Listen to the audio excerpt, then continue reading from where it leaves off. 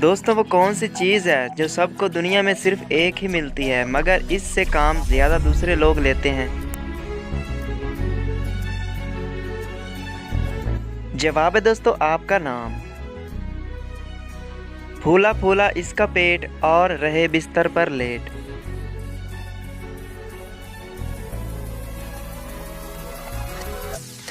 जवाब है दोस्तों इसका तकिया। घूम घूम के गीत सुनाए एक ही किस्सा कहता जाए।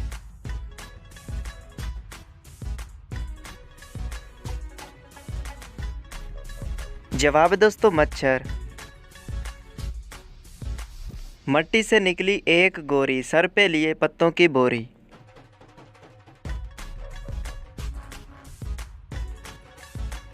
जवाब है दोस्तों मूली।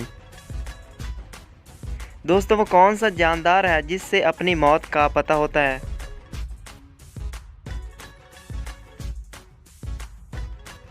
जवाब है दोस्तों इसका सजाए मौत का कैदी। दुनिया में सबसे ज़्यादा पहाड़ किस मुल्क में है।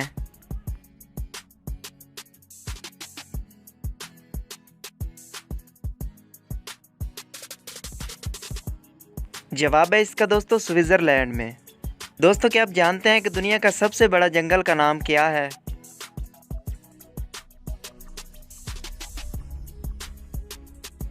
जवाब है दोस्तों अमेज़न। दुनिया की सबसे बड़ी दीवार का नाम क्या है।